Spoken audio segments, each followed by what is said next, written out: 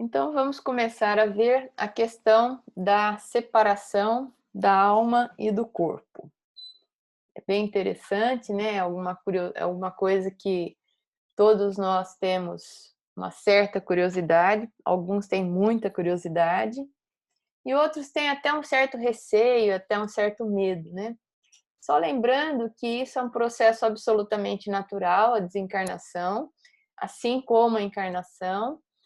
Mas a gente acabou fazendo pela própria evolução, que não nos permite ver isso como um processo de transição para uma outra, um outro estágio da vida do espírito, então a gente foi depositando uma carga de muita dor, de muito sofrimento na questão da desencarnação, né? Então, lembrando que não será a primeira vez que a gente vai desencarnar, né? Eu tinha um amigo que falava isso, falava, eu não tenho medo de desencarnar. Eu falei, que bom. Por quê? Porque ele já falava isso como, né, se ele tivesse alguma resposta engatilhada. Ele falou, sabe por quê? Porque eu já desencarnei centenas de vezes e estou aqui, né? Como quem diz, deu tudo certo. E no fundo é isso mesmo, né? Então vamos lá ver. Aqui a gente tem na parte de baixo o corpo físico de um espírito que está aí ligado, né, a esse corpo, logo acima o espírito ligado ao perispírito, e entre esses dois corpos a gente vê aí liames, né, como se fossem fímbrias, como diz André Luiz, de perispírito ligando desde os pés, vários pontos, até aqui a região da cabeça, onde a gente vê um fio um pouco mais espesso, e essa região desse fio um pouco mais espesso, é tudo fluido isso daqui, né? Essa parte da cabeça é a última a ser desligada. Então, o desligamento se inicia pelos pés e vai subindo, subindo, subindo. E essa é a última parte a ser desligada. Normalmente, esse desligamento final aqui ocorre depois da morte orgânica do corpo. E aí a primeira pergunta que nos interessa, né? É dolorosa a separação da alma e do corpo? Não.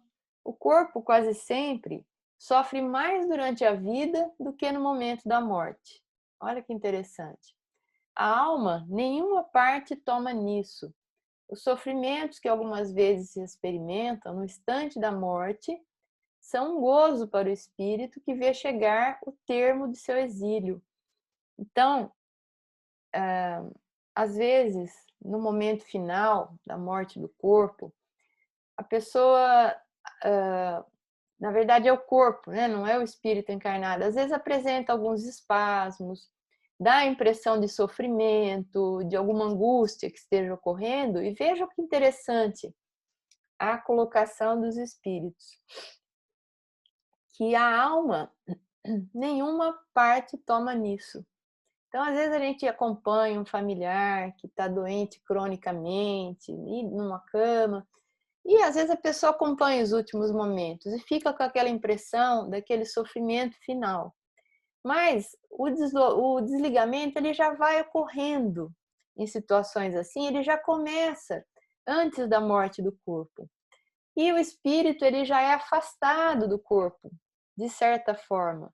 Então, o corpo sofre nos momentos finais alguma angústia, eventualmente, talvez alguma dor, se for o caso, mas o espírito se sente livre daquele corpo que vinha adoecido, com restrições, ele já sente essa libertação, antevê, né?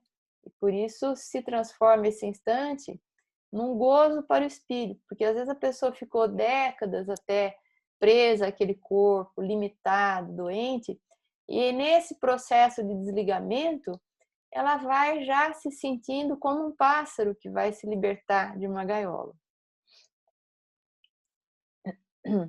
Então, tem uma nota de Allan Kardec. Na morte natural, que sobrevém pelo esgotamento dos órgãos, em consequência da idade, O homem deixa a vida sem o perceber. É uma lâmpada que se apaga por falta de óleo. É uma morte bendita, né?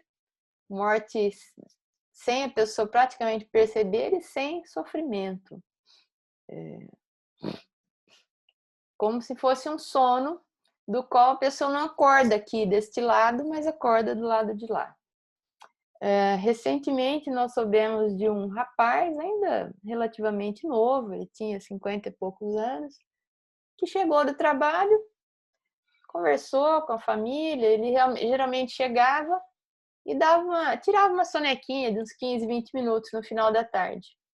Ele chegou, conversou com todo mundo, foi para o quarto tirar aquela sonequinha. Estava bem, tirou a sonequinha, só que ele não acordava mais. Foram lá, tinha desencarnado.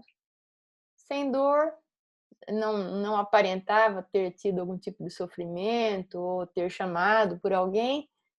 Esse tipo de desencarnação é para muito poucos, né? A pessoa literalmente morre dormindo. Como se opera a separação da alma e do corpo? Rotos os laços que a retinham, ela se desprende. Aqueles laços fluídicos que eu mostrei naquela figura em que aparece o corpo físico embaixo e o corpo, o perispírito, ou corpo fluídico na parte de cima, né? Então, existem espíritos especializados nessas operações que vão promovendo esse desligamento, né? Assim como existem espíritos especializados no processo reencarnatório, existem espíritos especializados no processo de desencarnação e auxiliam também os desencarnantes. Então, também é chamado esse processo, esse fenômeno de desenlace. A separação se dá instantaneamente por brusca transição. Haverá alguma linha de demarcação nitidamente traçada entre a vida e a morte? Não. A alma se desprende gradualmente. Não se escapa como um pássaro cativo, né? Imagina que você abre lá uma portinha, o pássaro cativo vai voar. Não é assim o processo da desencarnação. O desprendimento e a libertação, digamos, é gradual. Não é como um passarinho que foge da gaiola, ao qual se restitua subitamente a liberdade. Aqueles dois estados se tocam e confundem. Os estados que ele menciona acima, da vida, da condição de encarnado, e da morte, que já seria a condição de desencarnados. Então, olha, ele está dizendo aí para a gente que existe um período, alguns minutos, algumas horas, alguns dias para alguns, que o espírito ele não está nem encarnado completamente e nem desencarnado completamente. Ele está meio lá, meio cá. Né? O corpo morreu, deixou de ter condições à vida, mas ele ainda se encontra ligado ao corpo. E que o espírito se solta pouco a pouco dos laços que o prendiam. Esses laços se desatam, não se quebram. Então, é um desprendimento natural progressivo. É com efeito racional conceber-se que quanto mais o espírito se haja identificado com a matéria, tanto mais penoso lhe seja separar-se dela. Ao passo que a atividade intelectual e moral, a elevação dos pensamentos, opera um começo de desprendimento, mesmo durante a vida do corpo, de modo que, em chegando à morte, ele é quase instantâneo. Então, é muito interessante esse comentário, porque quanto mais nós somos presos à matéria, quanto mais nós somos ligados às coisas, não apenas ao corpo, mas ao dinheiro, às coisas deste mundo, mais difícil e demorado vai ser o nosso desprendimento. Quanto mais temos uma atividade mais mental, então aí ele coloca, né, mais intelectual, mas sobretudo nos preocupamos por desenvolver aspectos morais da nossa vida. O que são os aspectos morais? São as virtudes, a gente busca, né?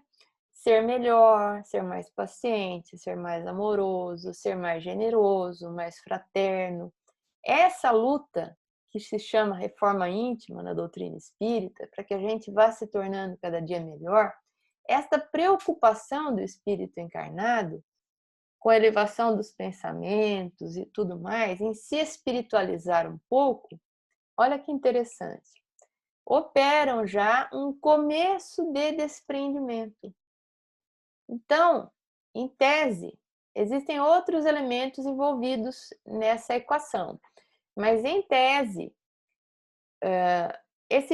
a criatura que já é desprendida, a pessoa rouba o carro dela, risca o carro, faz alguma coisa, risca uma parede da casa, ela não fica desesperada, ela não briga com a pessoa, ela não acaba a semana dela por causa disso.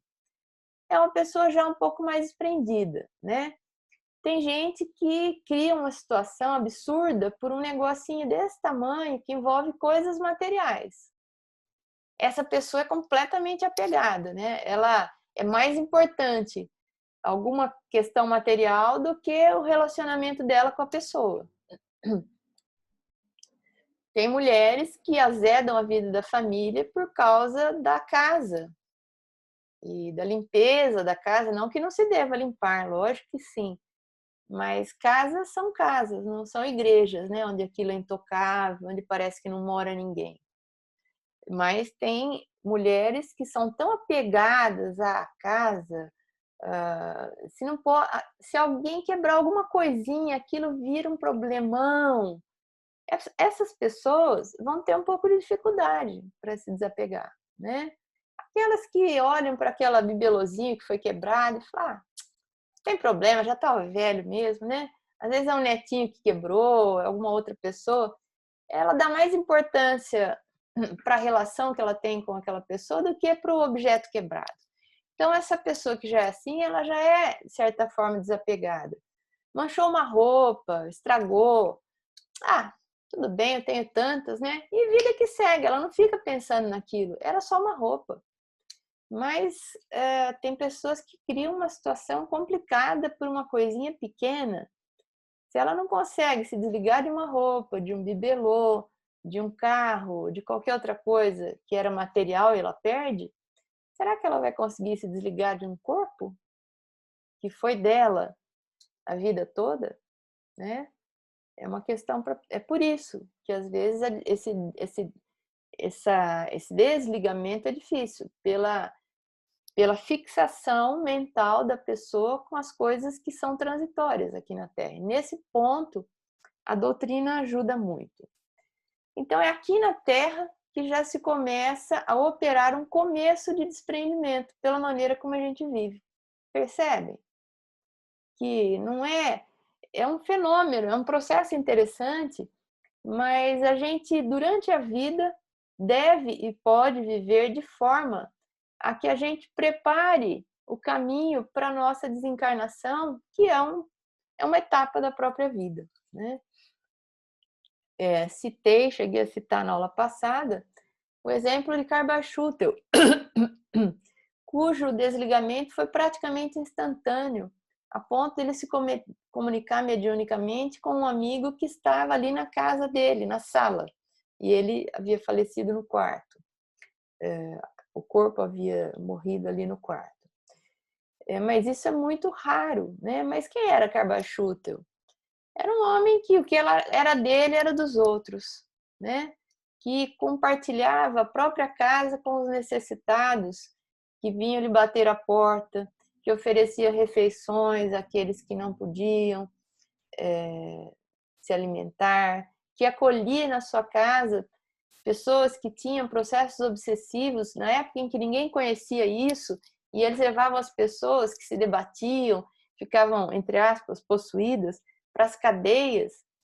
Depois que eles começaram a conhecer os policiais de Matão, começaram a conhecer Carbachútel, eles falavam, isso é caso lá para o seu Chútel. Então, às vezes, a pessoa estava tendo uma crise, às vezes na rua, né? os policiais se aproximavam, levavam, imobilizavam e levavam lá para o seu shooter, porque percebiam que era um tipo de problema que ele conhecia. E ele curava como, né, os obsessores e os obsidiados? Com evangelho, passes, orientação doutrinária.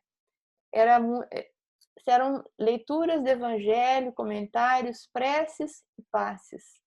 Em poucas semanas, aquele criatura já estava melhor, voltando para suas atividades normais. Então, era uma criatura de um desprendimento imenso, né? Quem de nós que acolhe um obsidiado em casa? É claro que os tempos eram outros, mas esse era o coração de Cabachuta, né?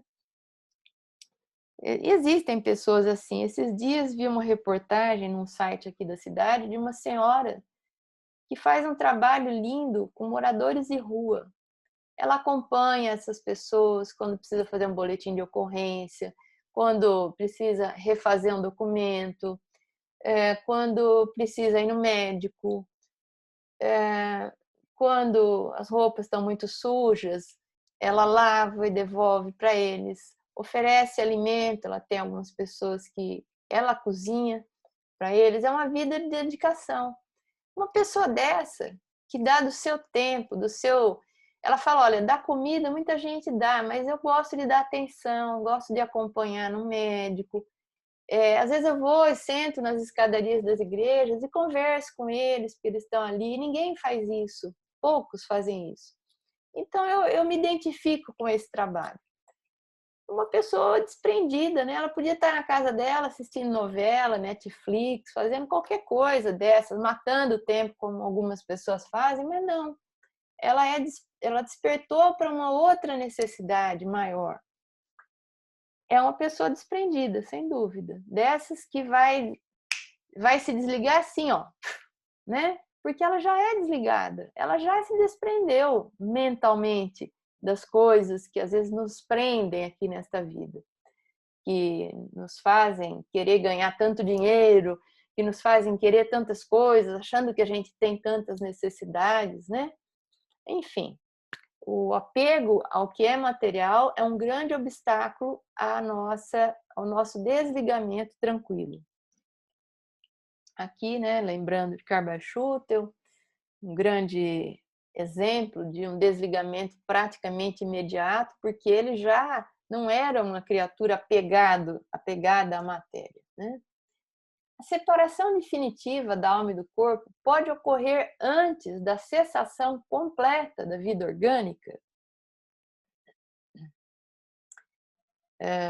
Ele fala da cessação definitiva, né? A separação definitiva. Na agonia, a alma, algumas vezes, já tem deixado o corpo. Nada mais há do que vida orgânica. O que a gente entende aqui? Vamos seguir mais um pouquinho. O homem já não tem consciência de si mesmo. Entretanto, ainda lhe resta um sopro de vida orgânica. O corpo é a máquina que o coração põe em movimento. Existe, enquanto o coração faz circular nas veias o sangue, para o que não necessita da alma. Ele está falando, em suma, que muitas vezes já existiu um aprofundamento do processo que vai culminar na morte. Talvez ele se refira aí até à questão da morte cerebral, onde existe apenas a vida vegetativa. Sabe-se que é uma questão de horas a morte daquele corpo, né? Então existe aí o que ele diz, ó, enquanto o coração faz circular nas veias o sangue, para o que não necessita a alma. É aquele resquício de vida orgânica, vegetativa, onde os processos intelectuais, de pensamento, as possibilidades de voltar à plena vida orgânica já estão encerradas, já não existe mais. Então, nessa situação que ele chama de agonia, momentos finais, algumas vezes a alma já deixou o corpo, existindo apenas um resquício de vida orgânica. Certamente são espíritos também não apegados, né? Senão o espírito ficaria ligado ao corpo depois mesmo da cessação dos últimos resquícios até da vida orgânica.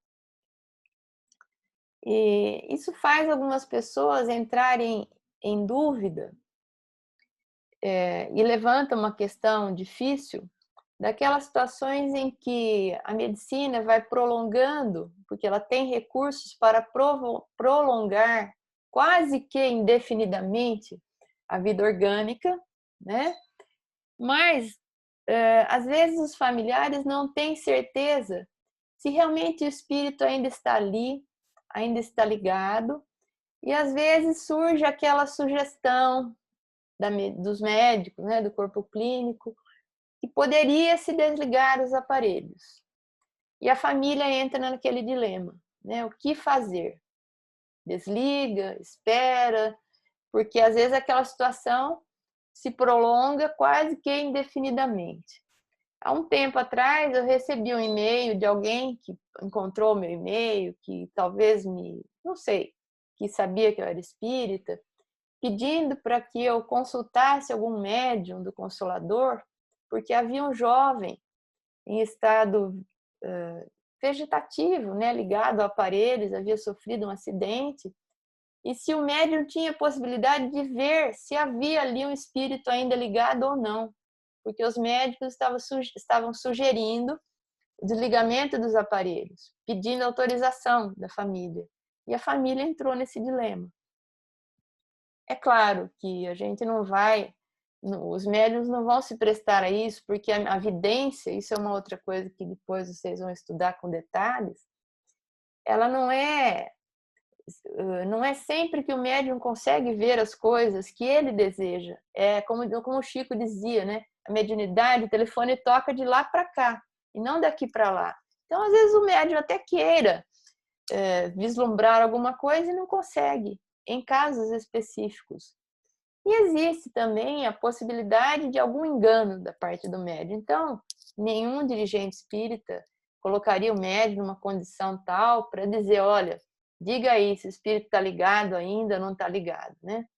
E isso vai mais de uma decisão realmente da família e difícil, né? Porque há casos, e a gente sabe, tem na literatura, em que a pessoa volta à vida depois de muito tempo, né? Outros em que não, ela fica naquela vida vegetativa muitos anos.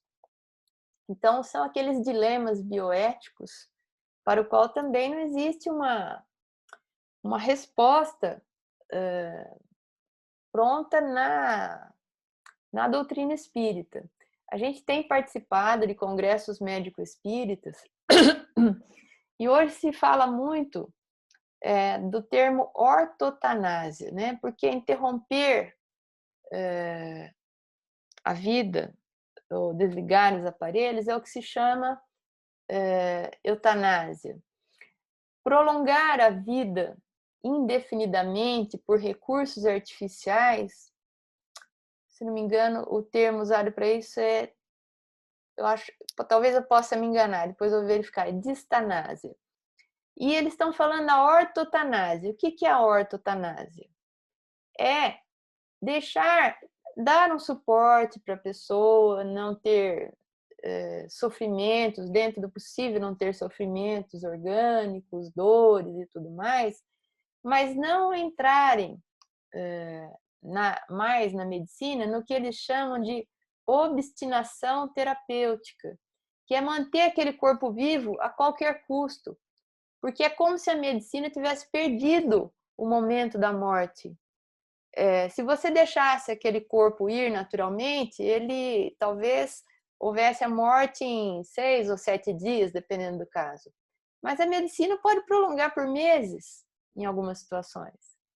Então, isso também é uma questão aí de bom senso, de, às vezes, conversar com até o próprio paciente, que às vezes tem deixado, né, isso também é uma tendência atual, um testamento vital, pedindo para que não exagerem nesses recursos, para que não entubem, não prolonguem indefinidamente a vida e ajudem a que ele tenha uma morte, digamos, sem sofrimento, né?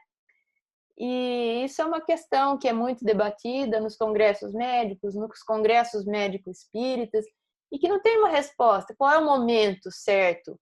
Faz isso, não faz aquilo? Entra muito nessa questão do bom senso que envolve todas as partes, né, nessa situação.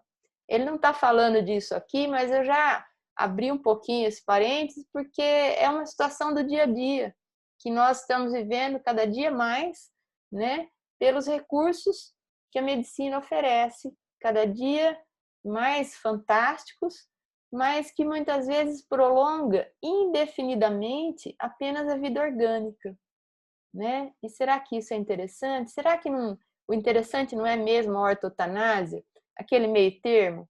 Você busca os recursos de manutenção da vida, mas quando se vê que não é possível mais a manutenção da vida em condições minimamente razoáveis, talvez não seja o momento de ir cuidando, né, desse fenômeno que vai se aproximando da morte orgânica mais tranquilamente, mais naturalmente.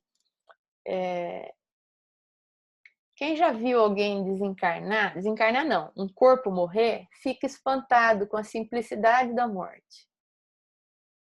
Eu tive a oportunidade de ver isso 2 vezes. Assim, isso em hospital, num trabalho que eu fiz durante um tempo, a pessoa está ali, está tudo funcionando, de repente apita, você olha, parou. Dali a pouco você olha, está tudo desligado, aquela pessoa já está sendo, o corpo já está sendo encaminhado para um outro departamento, acabou. É chocante de tão simples que é. Né? É lógico que o processo da desencarnação vai prosseguindo, mas o momento em si, ele é um sopro. Cláudia, Pois não. você falando isso, eu me lembrei, quando a minha sogra estava internada, estava mal, eu fiquei com ela no quarto, era um horário de almoço, sabe? E os filhos saíram, cada um foi para casa, e eu fiquei com ela. Aí fiquei lá uns minutos, de repente ela deu um suspiro assim, uma coisa funda, sabe? Uhum. E parou tudo, sabe? Foi uma coisa tão rápida. Eu falei, e é uma coisa simples mesmo, Não é? Não chega a Cláudia, é ser uma coisa chocante de simples que imediata, é? É. imediata. Eu, Cessa tudo assim em questão de segundos. quando eu vi isso, eu fiquei pensando muito. Falei, gente, como a gente às vezes sofre uma vida inteira, né? Sim, Com medo desse momento. E olha a singeleza da coisa. Como esse outro caso, a pessoa foi dormir, realmente é simples em alguns casos. Ó, puf, nem chamou ninguém e tal. Realmente é surpreendente, né? E... Ô, Cláudia, Pois não, Dina. eu vi sobre o corpo no hospital, foi num plantão, a pessoa faleceu, era um senhorzinho muito bom, mas quando ele faleceu, que eu olhei novamente na direção da cama onde ele estava, que eu ainda ia começar a fazer o procedimento todo do falecimento, eu notei sobre ele uma sombra escura, como se fosse uma nuvem. Aquilo eu guardei, nunca perguntei para ninguém. Hoje eu estou perguntando para você. Eu vi assim escurecer sobre ele. Aquilo me assustou no momento, mas eu não comentei com ninguém. Eu não sei o que foi aquilo até hoje. Difícil dizer, viu, Diná? Muito estranho, muito estranho. Aí depois eu olhei novamente, aquela situação já não era mais a mesma. Uhum. Não Difícil. sei. Difícil de dizer que seria, né? Então, você está Fluidos, falando fluidos. na eutanásia. E no caso daquela atleta que ela tinha muitas dores e ela pediu que fizesse a eutanásia. Foi feito com ela em vida. Ela diminuiu o tempo de vida, no caso? Olha, sim, né? Ela interrompeu a vida, isso é fato, no momento em que ela não suportou mais aquela situação.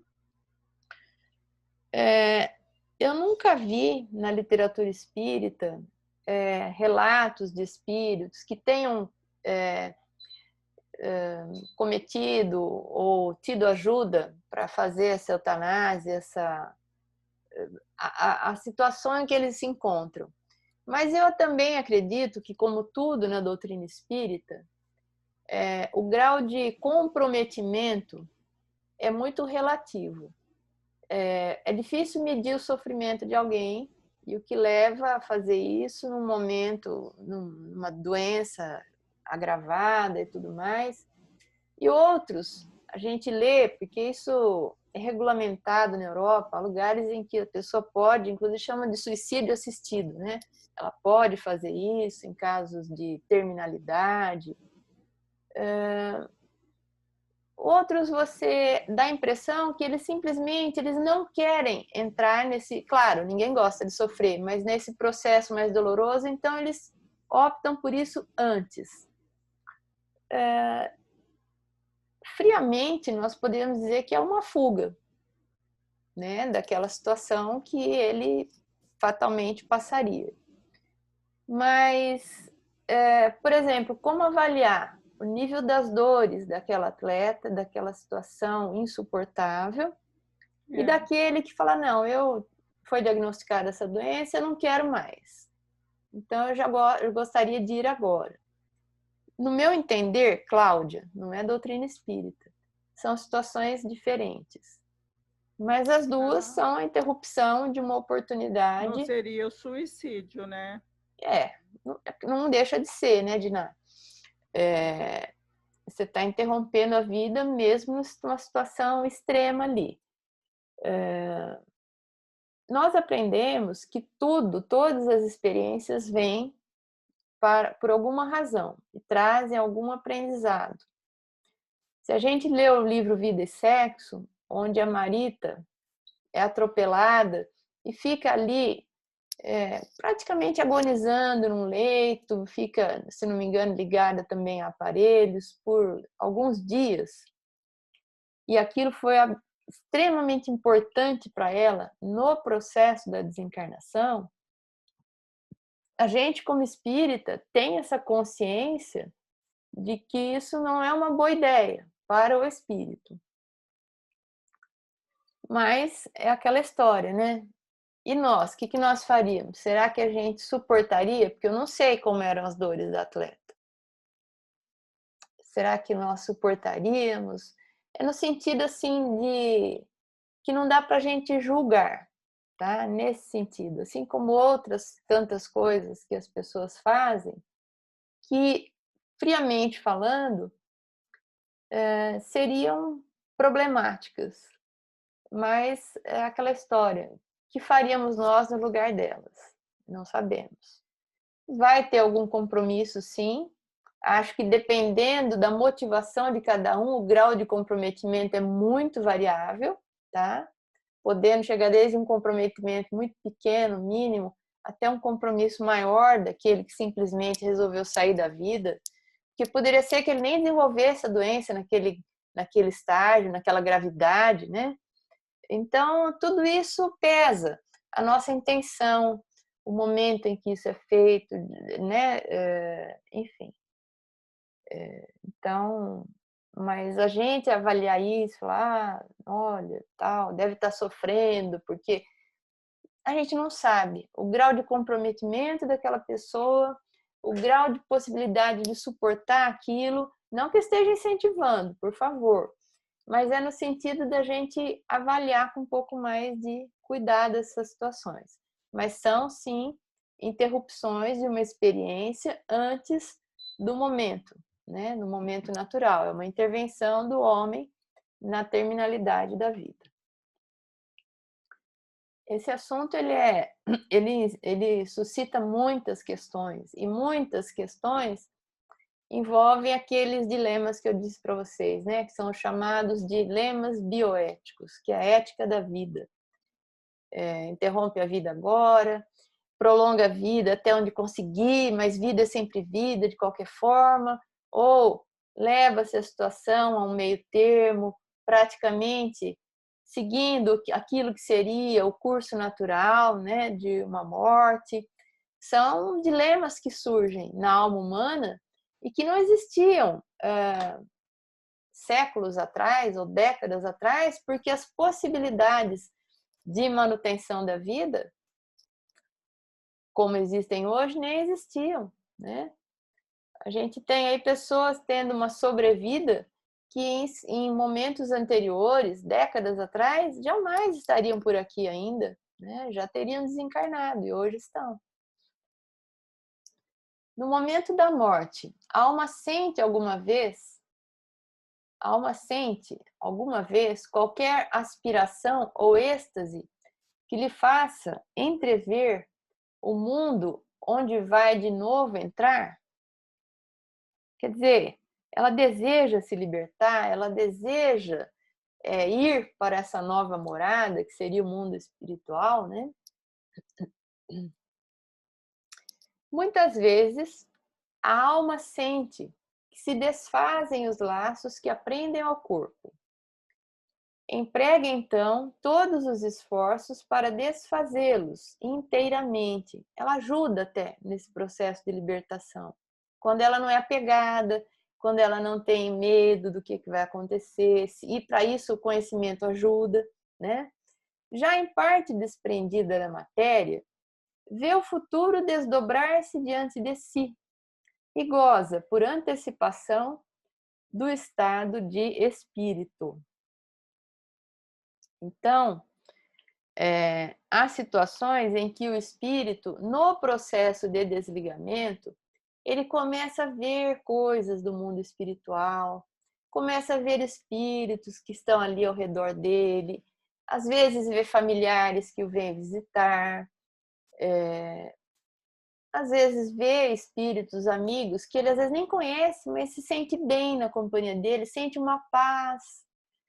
Isso para aqueles que têm méritos, que tiveram uma vida boa, uma conduta reta, justa, né? A desencarnação, ela nada traz de penoso, de dramático. Então, o espírito já vai se sentindo meio desligado e vai se sentindo maravilhoso, né? Conhecemos uma senhora que desencarnou por um câncer e nos últimos dias ela disse que se sentia numa paz. Ela falou, às vezes eu sinto que eu tô mais nova e parece que eu não tô aqui na cama, parece que eu tô com saúde. Ela já estava, digamos assim, quase com os 2 pezinhos no mundo espiritual, mas ainda estava ali, né? Tinha sonhos em que ela estava no mundo espiritual, ela era espírita, e estava bem, se sentia rejuvenescida. Ela foi um caso assim, que quando ela percebeu que estava indo mesmo, ela foi serenamente e confiante, porque ela foi percebendo a paz que a envolveria e a situação de paz e de bem-estar em que ela entraria, né, ao se desligar daquele corpo. Então, é uma desencarnação abençoada, né? Que não é acompanhada por temores, que não é acompanhada por visões de algo que traga aflição, porque a pessoa está em paz com a própria vida, em paz com a própria consciência. Então, ela até ajuda no desfazimento desses laços, porque ela já percebe o futuro que a aguarda. O contrário também é real. Se a pessoa traz muitos conflitos, muitas pendências, muitos arrependimentos e coisas que ela não foi resolvendo ao longo da vida, essas angústias a acompanham onde quer que ela vá. E ela teme a desencarnação porque todos nós sabemos que é um momento extremo, que é um momento de passagem. Mesmo aqueles que digam que não sabem bem o que acontece, têm receios quando levam culpas, quando levam pesos no coração, conflitos, dramas que não conseguiram resolver. Isso acompanha o espírito no mundo espiritual. Então, às vezes, o que ele antevê não é alguma coisa assim bonita, que traz paz, é algum tipo de angústia ainda.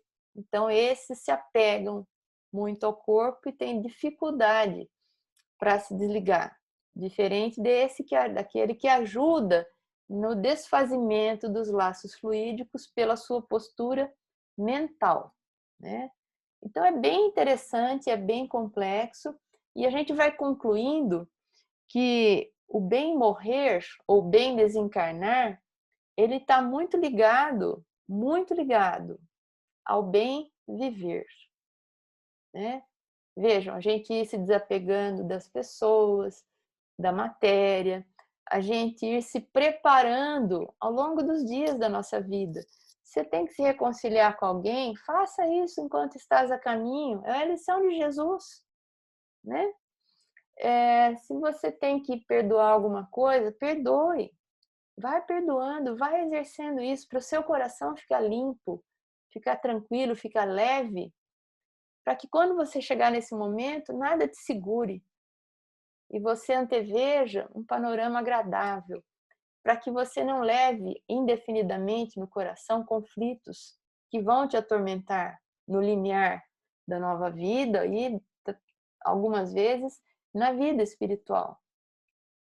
Olha a importância da gente conhecer isso agora. Olha a relevância desses conhecimentos da doutrina espírita que ela nos traz, né? Dá para a gente viver melhor aqui, enquanto a gente está por aqui, e organizar muita coisa, preparar, né, a nossa passagem para o mundo espiritual, conhecendo essas realidades. Por isso que a Dona Léia diz, né? Não se pode viver distraído. Essa frase é maravilhosa, porque é isso. Não é viver um dia depois do outro, como se a desencarnação nunca fosse chegar, como se a vida se prolongasse indefinidamente. A gente tem, a gente não quer sofrer, né? A gente quer um momento mais leve e a gente vai construindo isso tudo agora. E o mais bonito, está tudo aqui, ó, nas nossas mãos. Não é ninguém que vai fazer isso por nós. São construções nossas. A pessoa que viveu bem, eu não sei porque eu não cheguei lá ainda, mas acredito que fez tudo o que pôde, que se dedicou às pessoas às quais devia se dedicar, que fez na vida o que se esperava dela, não fugiu às responsabilidades. André Luiz fala que não existe, né, digamos, receita para fugir ao umbral. Mas ele diz que no umbral, naquela situação de sofrimento, que às vezes ocorre no mundo espiritual, adentram as pessoas que fugiram ao cumprimento do dever durante a existência. Então, eu imagino que a pessoa que chega numa certa idade, e que esteja no limiar da desencarnação e que não tenha fugido ao dever, que tenha consciência tranquila, que tenha feito tudo o que podia nessa vida e se dedicado a seguir a voz da sua consciência sempre que ela foi despertada e tudo mais, essa pessoa não tem nada a temer. E esta pessoa antevê esse futuro desdobrar-se de si, esse futuro bonito, de claridades espirituais, e goza por antecipação esse estado de bem-estar, né? Por isso que é importantíssimo a gente saber agora dessas coisas, viver essa realidade, não assim, não quero nem pensar em morte, não quero nem saber desse negócio de desencarnação. Pode até ser que a gente não queira, mas a gente vai chegar lá. A gente vai se encontrar com esse momento. E a gente talvez se sinta, porque ele é único, né? E a gente passa por ele, muitas vezes com auxílio, claro, mas sem perceber esse auxílio. A gente passa, digamos, se sentindo, não estando sozinhos. Por isso é importante que a gente viva de maneira a que esse seja um momento bom e, por que não dizer, bonito, porque existem muitas desencarnações belíssimas e que para o espírito nada tem desse sofrimento, dessa angústia toda que a gente projeta nesse fenômeno que é tão natural, né? Aqui, então, só uma ilustração, onde a gente vai vendo aqui nesse primeiro caso, onde há ligação entre esse último liame, né, que liga a fronte do corpo físico à cabeça do corpo perispiritual, depois de desligado, aqui a gente não vê mais a ligação, então o espírito aqui, nessa condição, ele desencarnou. Mas às vezes você pode ter uma condição assim, ó, o corpo morreu, mas o espírito ainda está ligado ao corpo. Não houve ainda a completa desencarnação, apenas mais uma etapa desse processo que é a morte do corpo. Ô, Cláudia, Oi? olha, essa figura que você está mostrando, o laço, ele fica junto com o espírito, ou ele também tem alguma relação quando a gente encarna e fica na matéria também? É isso que eu... Olha, Diná, você está vendo a setinha aqui do cursor? Aqui é o perispírito. Você tem aqui um espírito e seu perispírito. Todos aqueles laços aqui, ó, aquela ligação mais íntima com o corpo físico já se desfizeram. Só sobrou esse cordão que liga a cabeça do perispírito com a cabeça do corpo físico. Então, digo assim, quando a gente está vivo, a matéria toda, esse laço está também na matéria. Sim, quando a gente dorme, esqueça as outras figurinhas, pega só essas duas primeiras. Do desdobramento. Quando a gente dorme, o que acontece é isso. Ah, tá. Entendeu? Quando não existe mais essa ligação, como nessa terceira figura, aí já é um espírito desencarnado. Então, quando a gente dorme, esse laço ele é muito elástico. Ele vai a distâncias imensas.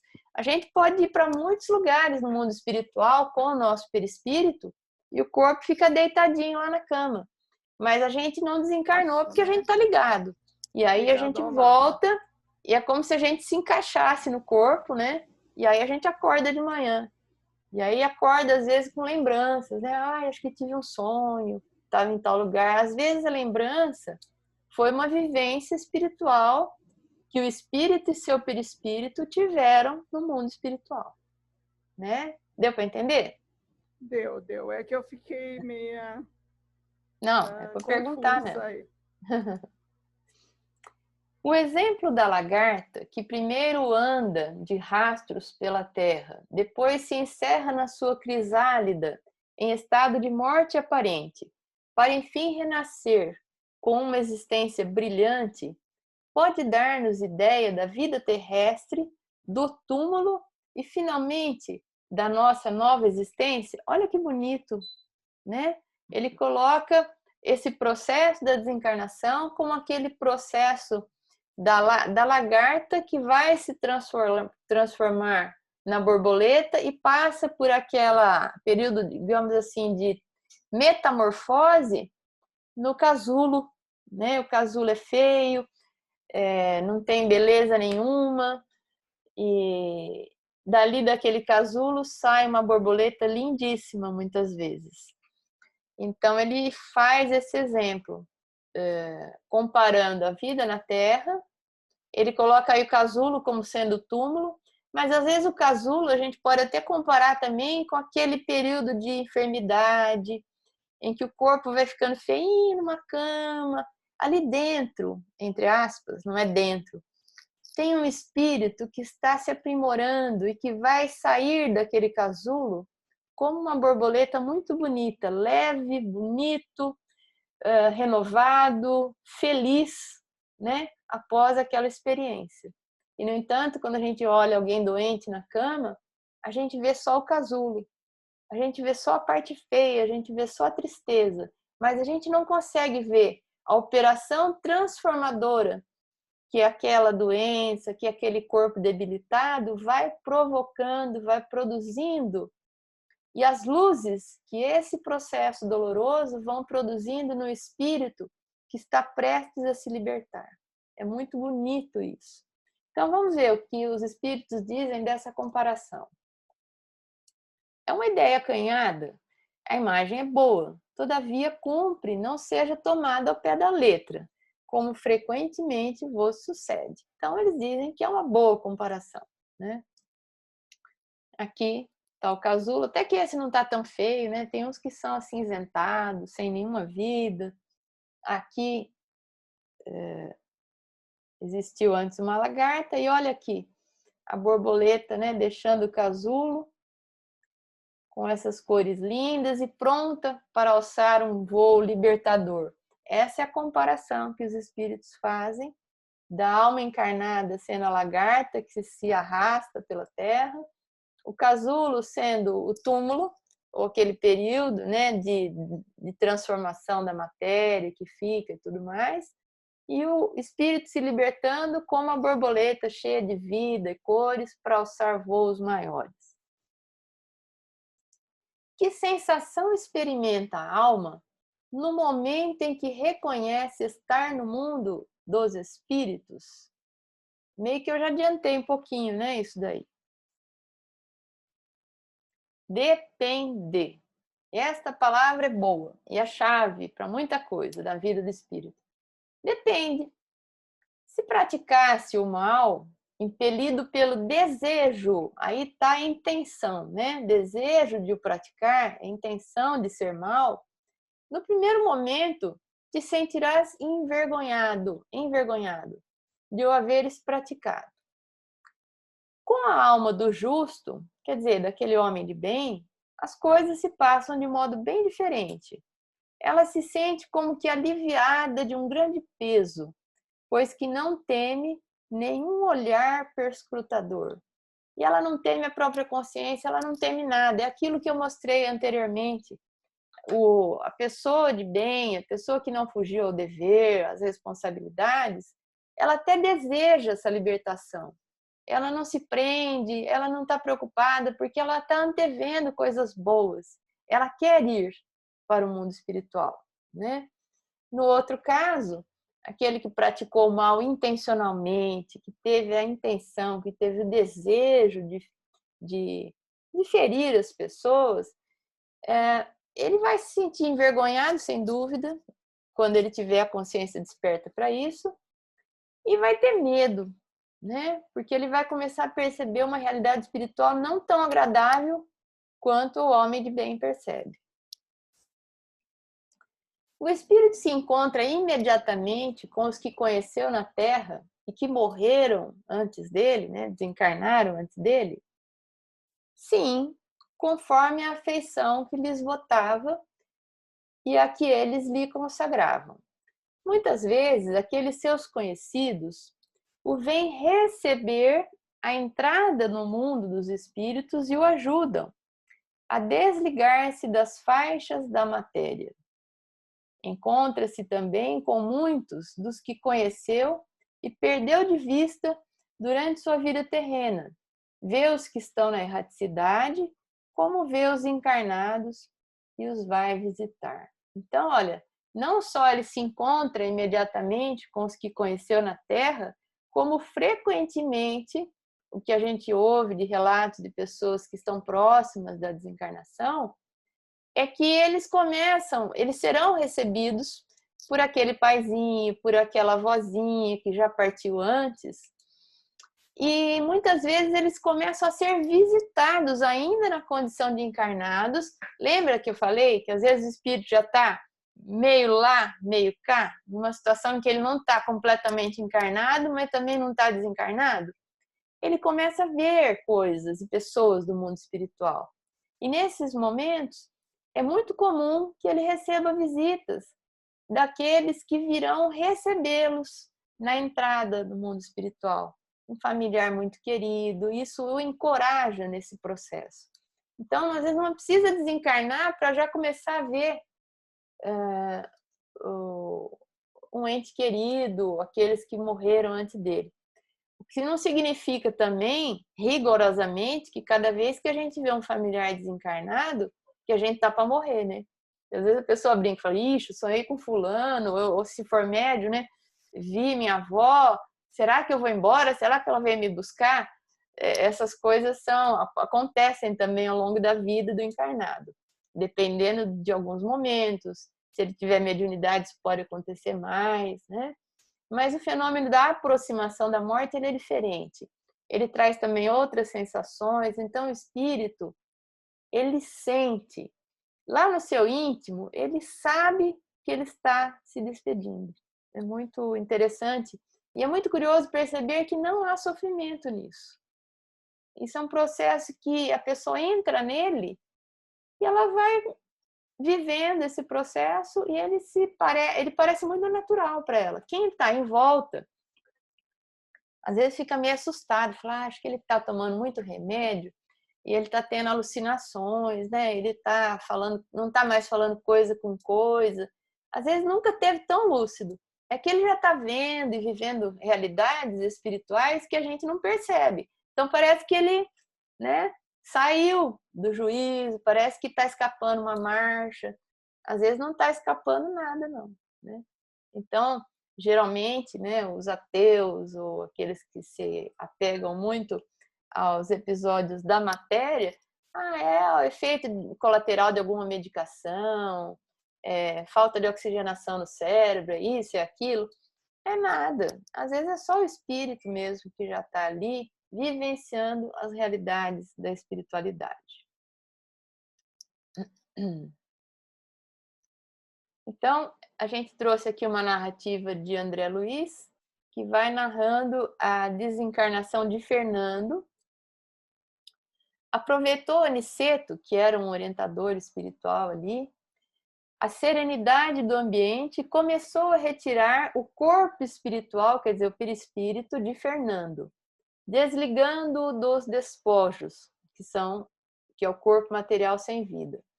Reparando eu que iniciara a operação pelos calcanhares, terminando na cabeça, a qual por fim parecia estar preso o moribundo por extenso cordão, tal como se dá com os nascituros terrenos. O nascituro, ele tem um cordão umbilical, né, que o prende ao útero da mãe pelo umbigo. Ele fez uma comparação entre esse laço fluídico último a ser desatado com o cordão umbilical das crianças. Aniceto cortou-o com esforço. O corpo de Fernando deu uma estremeção.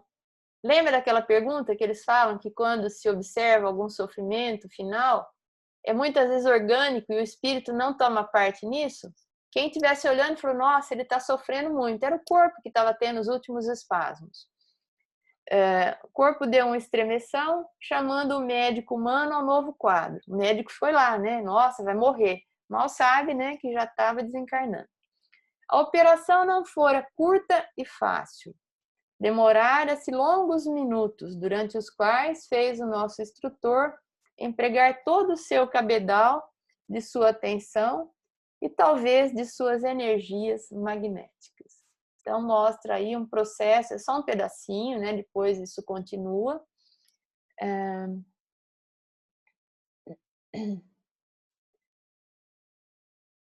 Isso está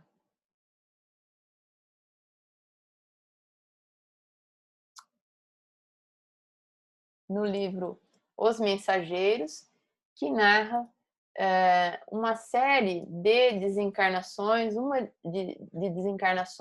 diferente da outra, né?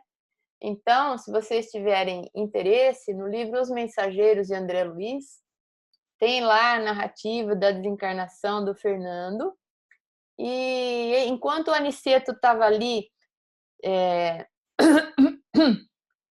soltando o último laço fluídico, Fernando, no caso, ele teve uma vida que não foi assim das melhores, e ele tinha uns parceiros espirituais que eram comparsas dele, né? Só que eram desencarnados e estavam esperando ele.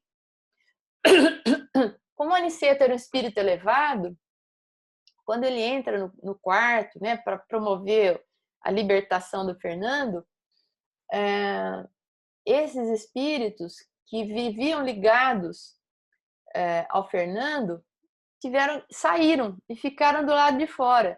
Enquanto o Aniceto ficava lá fazendo aquela operação de desligamento, que vocês viram que ele falou que demorou, chegou uma hora que os espíritos, André Luiz narra isso, chega a ser engraçado, eles ficaram impacientes lá do lado de fora do quarto, e um deles botou a carona assim na janela e falou: como é, Fernando? Você vem ou não vem? Quer dizer, a princípio, depois eu não vou contar, quem quiser dar uma lida vai poder ver, eles estavam ali esperando o Fernando para se apoderar, digamos, dele, né, para fazer companhia para ele. Não ia ser uma companhia muito boa.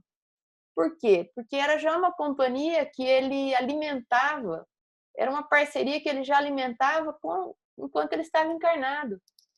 Então aquilo só prosseguiria. Com certeza não ia ser uma vida muito boa no mundo espiritual, né? Então a gente vai aliciando, digamos assim, companheiros, a gente vai alimentando laços de amizade com uma espiritualidade que nos é própria, que nos acompanha. Por isso Paulo fala que nós somos rodeados por uma nuvem de testemunhas. É isso. Nós estabelecemos vínculos com uma espiritualidade que está aqui.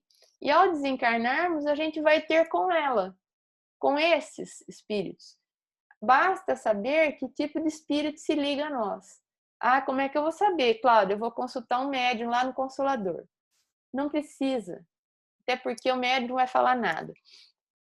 O médium educado não fala essas coisas. É só a gente fazer uma autoanálise de como a gente está vivendo.